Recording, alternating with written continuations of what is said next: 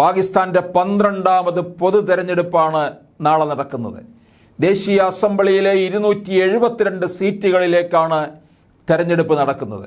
വിവിധ കേസുകളിൽ പാകിസ്ഥാൻ മുൻ പ്രധാനമന്ത്രി ഇമ്രാൻഖാൻ്റെ അറസ്റ്റ്, വിവാദങ്ങൾ, കോടതി വിചാരണകൾ, സാമ്പത്തിക പ്രതിസന്ധി എന്നിങ്ങനെ പലവിധ പ്രതിസന്ധികളിലൂടെ കടന്നു പോകുന്നതിനിടെയാണ് രാജ്യം പൊതു തെരഞ്ഞെടുപ്പിലേക്ക് കടക്കുന്നത്.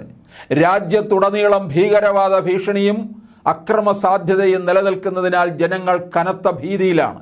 വോട്ടിംഗ് ശതമാനം കുറയുമെന്ന ആശങ്കയും രാഷ്ട്രീയ കക്ഷികൾക്കുണ്ട്.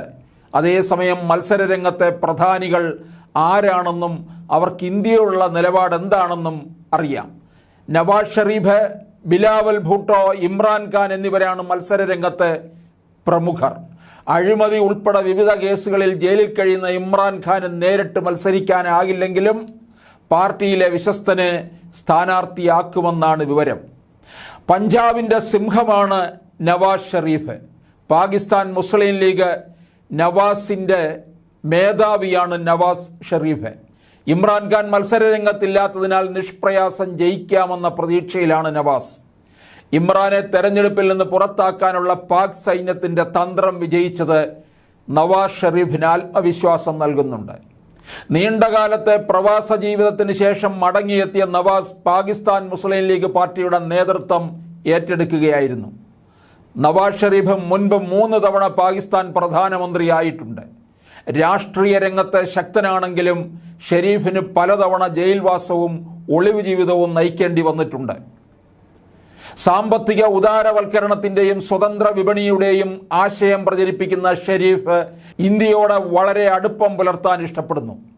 ഇന്ത്യയുമായി സമാധാന സഖ്യമെന്നത് ഇമ്രാൻഖാൻ്റെ പാർട്ടി പ്രകടന പത്രികയിലും എടുത്തു പറയുന്നു. എന്നാൽ ആർട്ടിക്കിൾ 370 റദ്ദാക്കിയത് ഇന്ത്യ പിൻവലിക്കണമെന്നാണ് PMLN ആവശ്യപ്പെടുന്നത്. അടുത്തിടെ പ്രവാസ ജീവിതത്തിൽ നിന്ന് മടങ്ങിയെത്തിയ ഷെരീഫ് ഇന്ത്യയുടെ പുരോഗതിയെയും ആഗോള നേട്ടങ്ങളെയും അഭിനന്ദിച്ചിരുന്നു. ഇരു രാജ്യങ്ങളും തമ്മിലുള്ള നയതന്ത്ര ബന്ധം ശക്തിപ്പെടുത്തണമെന്നും ഷെരീഫ് ആവശ്യപ്പെട്ടു. പാക് മുൻ പ്രധാനമന്ത്രി ബേനസീർ ഭൂട്ടോയുടെ മകനാണ് 35-കാരനായ ബിലാവൽ ഭൂട്ടോ സർദാരി.